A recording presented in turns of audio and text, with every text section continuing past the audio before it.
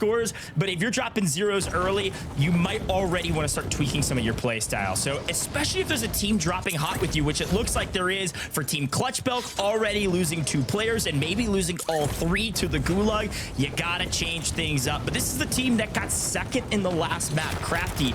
They honestly did probably the best job at all staying alive into the final fight and making it into the top 5, Tiff. And just to your point, as things get hot real quickly, I expect to see Swish'em probably second on that leaderboard, even though they fell in 8th because of the amount of kills they got. Yeah, they had a ton of eliminations, and honestly, I would not be surprised to find them up within that top 1-2 percentile of our lobby. But Shero, Vomba, Devo here. Shero in the Gulag against Tommy, which is quite tough. Now, granted, if we're already finding ourselves in the Gulag this early on, it just goes to show you people are reading, people are VOD reviewing, and they are challenging those drop spot shots. Come in, Shero looks a little discombobulated. Tommy makes the zip play. He gets out, pulls a Breadman, but actually makes it. I love to see it. Oh, I love it. Hit the zip and get out of dodge. But again, we've got our 3 different zones of activity. I talk about this with every Warzone competition, and the early zone is one of the hottest. The mid zone is used for rotation. You've got to clear that rotational path by getting those early eliminations. Not only does it relieve some sort of burden of responsibility to get kills later in the game, but also it gives you a freer rotate, so you don't have to get worried about getting picked off by a Car 98. So, Tiff, we're seeing a lot of early action. We see a lot of teams getting wiped early and already being sent to the Gulag, but no teams have been eliminated fully yet. You're just having to go through the blender of regaining with 120 players on the lobby. I'm sorry, but these are the kind of lobbies where I don't want to see my entire squad go to the Gulag right off rip. We've seen people, all 3, lose their Gulags, and it's devastating, but this push is a little more crazy. You can see we're investing the streaks, and Strixie here getting held out by Tough on the roof. Now, for the other squads here, Johnny Bro and them on the low ground. We've already laid siege, and we're putting down the damage, but we're not necessarily committing straight towards it. Superi now in hand, gotta hit the reload. What? Wait, we don't see him. Wait, this drop shot behind the counter. Are you kidding me? Look, this fight looked like one that they shouldn't have taken, Tiff, because this team had the high ground. But if you saw that flag on that player's back, you know that they were doing the most wanted contract. So A, you don't want them to get the cash. B, you want to secure some extra cash because cash is king, resources are everything, and somehow, some way, they do win it and eliminate our most wanted player. That's wild. Looks like Tough's gonna lose the Gulag as well. See, that's the lender that we talk about. OP Mark squad who won map number 1 is already into a bit of a scuffle here. And if you're talking about teams that use different strategies right off rip to get that cash up, hit those loadouts immediately, it's the twist between the most wanted contract and not only that, but the recons, right? The recon contract gives you that next circle information. So teams that play maybe a more zone-centric style as opposed to battling it in on the edge, like we witnessed from Foulnet's Nico and Swish'em last game. There's just 2 different strats, right? One, you're gonna rack up a good majority of more eliminations, whereas if you play more heavy zone, you're going to get those eliminations based off your placement late game and likely lose a lot of resources throughout the mid just holding position, which granted, I think a squad needs to be good at both. Yeah, totally agree. A quick look at that map view, by the way. Very centrally located. Our next zone should be popping here in about 10 seconds. And excited to see what these teams are able to do with it. If they already know where to go, sure, it's helpful. Usually they try to pop these recons and then secure it right now so that you can see the next circle. Just a quick tip for you, though, those of you out there playing a lot of Urzikstan. But you got Crisscross trying to take this outside of military base. Again, this is about roughly where we ended last game, but this time going to be pulling a little bit further south. Here's a quick look at it, by the way. This time kind of airing towards Seaport and Cargo is kind of the majority of this circle. Now, this eliminates a lot of normal in circles that we'll see. We'll likely not see it in Pop-Up. We'll likely not see it in suburbs. You're looking more towards Cargo or Old Town, potentially right in between, right on the river.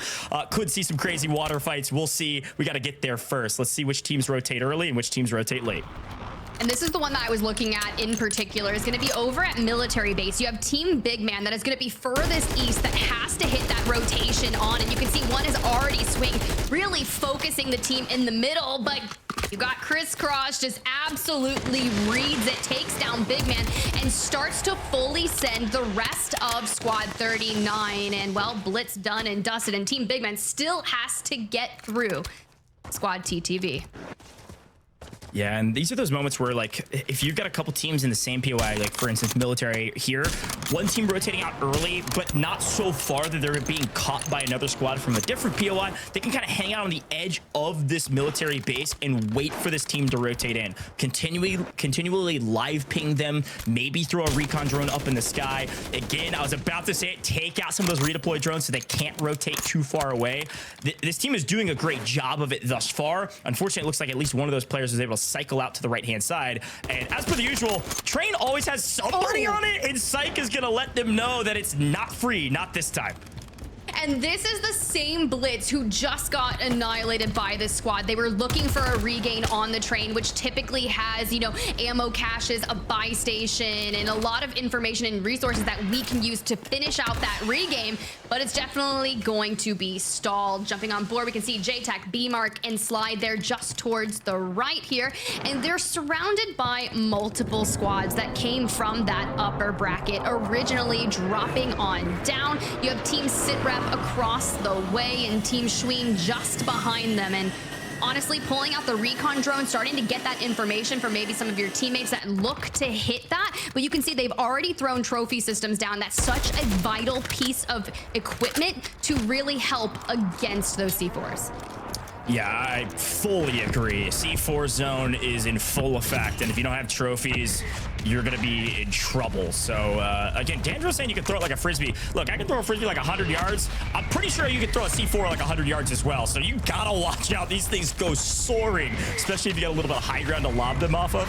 It is wild. But Mortar Strike providing a bit of cover, and it's a small, it looks like Team 13, looks like B-Mark squad is going to rotate out. I was going to say, this is one of those Quagmire fights where you're just going to sit here and just stand off for like 3 minutes, and then everybody's chalked. So looks like B-Mark's team decided to get out of Dodge as fast as possible to go ahead and set up for the next rotation. As we head over to Seaport, again, this is inside the zone. We've got Greendo's down below. We got Cronus coming up from above. This will be a fun fight to watch out for. High ground usually has the advantage, but not always. And I believe Greendo's is saying, hey, this time it definitely does. This is not worth our time, at least not in that situation. Yeah, I thought I heard a Guardian that might have been blocking off that stairway, which says, hey, yeah, we're not pushing straight up this. It's not worth our time. Maybe we go to a neighboring building. But Tommy, down and out. Teeny and Obs are going to have to hit that reset. You can see Tommy coming back in the nick of time, but it's going to be squad number 36 on the opposing side, which will be Team Ripper. Now, deciding how we're going to approach that. Well, Loctive, that turns the player advantage straight towards Team Tommy. Yeah, you can see too, like they got Tommy back, and right as Tommy flew back in, they saw the flare in the sky, Team Time did, of Tommy flying back in. They got out of there. They were going to lose one anyways. Time is already running hundreds of yards away. Every single good team or even a decent team will know this. It is so hard to win a 2v3 or a 1v2 when you are down in numbers. It is so difficult because of that kind of that ready aim fire meta, or the 1-2-3 meta, or whatever you want to call it. Team shotting in COD just in general is always one of the biggest advantages you can do to win gunfights and win your trades. You hear that word trade all the time. It's I can enter in first and then trade out my life for somebody else because you're going to follow up and then be able to revive me in Warzone. So super important aspect of these fights, and if any team knows it, this team certainly does. So back on their feet, Tommy yet to find his first kill on this map, but the team alive and rotating into the edge of zone yet again on the outside of Opal Palace. Honestly, I thought it was interesting with this squad being in lower round 2. So I just want to hear how their vibes are. Let's jump into it, listen in. 20, dead. Us. We can play the bridge. No, we're chilling right now. Oh, they're up top, Everyone just chill out a little bit. Bunker, yeah? I have a bunker. Yeah, you have a bunker, you said? What did you say? Did you have a bunker buster? Yeah, I have a monkey, you want it? Yeah, give it. I got 2 UAs. On this left. Pop. Wait, how many UAs you got, Orbs? No, I got a PA. Can you pop a UAV right now, team? He's sniping at me. Yeah, right, there we go. We got bunkered. We have to run. Back to this building. Yeah, back it up. I kind of want to jump out the back and wrap back to Palace now. I'm down. I don't want them to see us, so just move. Fucking hell. I don't have mounts in here. No, but you just fucking stood in the way. No. I'll just check and see if Palace is looking over our way. Yeah. I have a balloon right here we can hit. We can just take the balloon and take a roof. I think the Palace team rotated. The last time I seen them, all three crossed at that bridge by the scabby. Yeah, I'm gonna put my other We UE. have one more UE, right? Pop it now, pop it now. Man. We're on decent kills, boys. On top of this main building right up here. I'm gonna land on the right. I can bunker bust them if you can get a snipe. You snipe one of them, I can bunker bust them. I picked up Rippers there. Heard. I'm getting fried. Have to drop. Yeah, all good. I mean, Muni They're here. not gonna push us. They're I not. have a PA. Tiff, a great call for elicited because, well, the big question from my mind with this team, like I called out at the top of the show, do they have good chemistry? And so far, I don't know. Like, I mean, it was a little bit of a chalk vibe. There was some weird calls back and forth. There was like, what do you have? I have this. Like, just not super clear. It seemed like their small talk was really lacking in that moment. And I think that just comes down to reps together. It seems like maybe one of our Australian players was trying to take a little bit of a lead of IGL, and then Tommy was basically telling them no. So I don't know who's in charge over there. I think it's Tommy, but we'll see what that team's able to do. I think they did have 6 kills and had a decent rotation. Could still have a really good game. Yeah, at the end of the day, it's very interesting, and that's why I was talking about them being in lower round 2, right? This is the reps that they will need to get in to keep on grinding and just finding that chemistry. And that is a lot of what we saw that just kind of came out of the ultimate roster mania that we witnessed just a few months ago. And well, Vonbot, I mean, look, just some clean damage straight with that Kar 98. If we're going to be out here in the outskirts of Old Town, just on the opposing water side from Cargo, that's the question. What is this going to look like? Do you choose the Cargo side? Well, you should have, because now we're gonna have 3 squads full sending each other here in just moments. Yeah, if you watch a lot of Warzone, I think it usually goes Cargo side, and based on the zone, I probably would have wagered that as well. Some of these teams on the other side and having to do some swimming across. Here's a quick look at that map. This is super important. Look at actually where we're pulling. I actually thought it was maybe a hair further north. You're actually getting all of that water right dead center, and you have the bridge to play around. So now it's that hedging of bets. Do you go north or do you go south? Do you go Cargo, or do you go to that south side of the bridge, north side of that kind of city, and outside of Lowtown and outside of that edge of the map? I don't know, Tiff. Like, I think I stay Cargo, but we might see a bridge ending. We saw that in the group stages. We could see it again. No. While we're here and Tommy's squad is trying to find that rotation and they've crossed the water, they need to hit the south stemper though. This is so cheesy alongside Crafty in a good way. Like, I love it, right? If you were going to like take these positions and try to really watch those angles, there's a squad that we got to look at when we were in that map feed, and it was going to be Team OP marked, right? They actually won map number 1, got that 2x multiplier. They've positioned themselves in the building farthest south of Cargo, just on the opposing waterway of Parkway. Now, that is brilliant, because the last time I saw this zone, there were so many squads that were still on the Parkway side near Stadium who had to hit a last-ditch effort for that water rotation, and that is going to be one heck of a rotation that everyone looks at, and I don't want to be the last person leaving this side of the map. Yeah, quick note for everybody watching at home, by the way, that was Sway that just got eliminated by Clutch Belk as Clown's team's trying to pick up a few more knocks. Now, I will go ahead, huge shout out. Clown's on 7 kills by himself, so I don't know what this team is on, but this squad is frying. You can think about the team order, the team 1, team 2, is almost like a seeding order. This is the order they came out of their respective brackets. So if you see team 2, they got that second spot to the lower round that we're in now. So they basically got 22nd in the upper bracket. So this is one of our top teams, and they're showing us that they've got a ton of eliminations to boot already. There's still 28 teams up, so now they've got to secure the multiplier. They are on edge of zone, which is probably why they've been hunting kills, and they're gonna have to make a massive rotation, or not, as they get a nice zone pull. Ends up not being that far out of city at all, and it might be further south than we think. Tiff, we might see that bridge end zone we were just talking about. Be really curious to see kind of where that plays. But for now, this is going to be one of the furthest south squads over here on that city side. You can see another squad rotating on in. That's going to be team number 9. That's Almighty TJM. So Baba Huff, Future Has Game, and Almighty. Now, that squad will likely rotate around and try to clear out Fried Clown and Little Mario if they don't push forward and try to take that. Because when you have to hit Stadium, it's very open and it can get mixy on those bleacher side of things. But on the opposing side of Cargo, it's just sheer chaos. Yeah, because everyone's trying to clear a pathway. And I was going to say LTVs maybe could help here to rotate on land. You could try a water play. Teams have gotten pretty good at sniffing those out. And here goes a massive rotate as we check on the team we were worried about. They had a decent position on their side of Cargo, but then with the zone pool coming to the south-hand side, like they are just in a blender.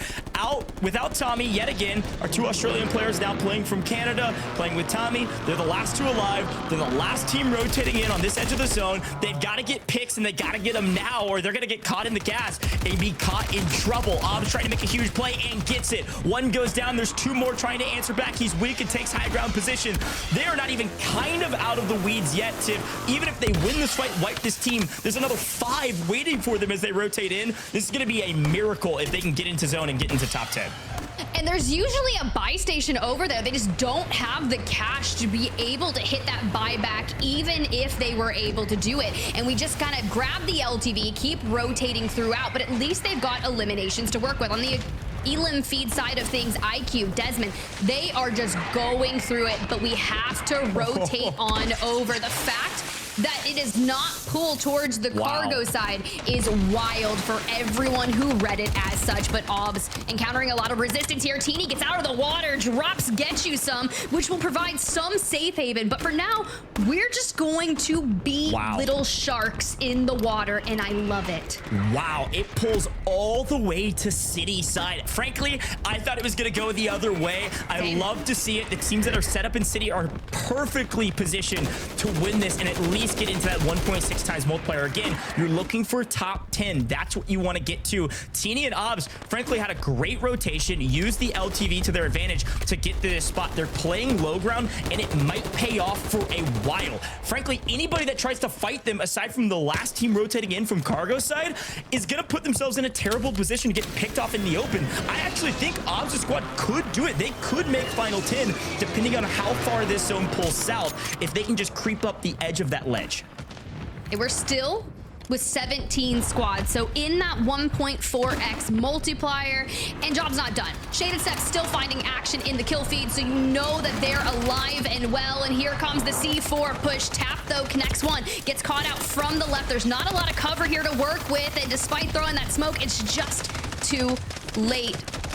For now, we'll tune in with our other squads, Teeny and Obs, alive and well. And granted, we are holding on to this. The late rotators in from the water, squad number 31, and Teeny's gonna have to clean this one on up. Yeah, they've got to get this player out as fast as possible. They can't keep exposing their shoulder to the right and left-hand side, and they do it. Quick cleanup. Again, Teeny now on 7. This team, against all odds, is actually in an okay-ish position. But here comes the next zone, and it goes even further south towards city. So yet again, they catch the bad end of the draw, which is to be expected, and they got to make a crazy rotation all the way out from the river and are getting pushed. They see the player advantage, and they're going to execute on it. Teeny in trouble. Gets into the water and is low. 1 HP in a dream. And is out of here. There was a chance for them. They did make top 10. They fall in 9th, by the way, as we get down to the 8 final teams that predicted city as the final circle and are getting paid in dividends for it with multipliers. Look, I love this rotation in from them to be able to clear out this side of the zone. As soon as you know you have your biggest threats ahead of you, granted, there's still 4 squads on this opposing side, and Team Shaded Step, who was in that farthest south building in Cargo just 3 circles ago, already hit that rotation, is lying in wait in the next circle, where squads like Team Devo trying to rotate in, and even Green Dose here alongside Freddy. Can we get this res onto Yeeboy? Well, we do. PDS gonna provide some safe haven for now, but here comes that swing. Can we defend? Swing comes through. Greendo's in trouble. They're all fighting for this PDS location. They've got to clear their backside, and they're able to do it. But who's left alive? It's just Greendo's and Freddy and E-Boy. They actually are able to get all of them. So they don't fall to gas. The gas is cooking. And look who's still alive. Reed-Boy trying to make a massive play. Your winners of map 1 do end up falling. They are white, but they made it to top 5. They have a 1.8x multiplier. You're going to see that team at the top of the leaderboard. I can only imagine. Math, if you do it, there's a ton of points going Reed Boy's way. Very well done to make top 5, but who will be your winner? Getting shot through the wall, getting wall banged out. They're out. There's just 2 left alive. They now are inside of zone, so they're going to be fine. The last trio alive, Team Vonbot. 3v2v1. They should win this no problem. It'll absolutely be a sell if they don't. There goes the duo. Now it's a 3v1. Who's the final player? Just lurking on top of the building. This squad, Tiff, has been sitting in city since the beginning of time. They've been hanging out since the first circle in city, and they're going to be paid for it. A 2x multiplier about to go their way. There it is. Congratulations, Devo, Shero. Very well done. You've earned your place near the top of the leaderboard with that victory. I can only imagine. Yeah, that was just really awesome. Look, if we're gonna get a pool that goes back to city instead of cargo, let it be purely chaotic. And honestly,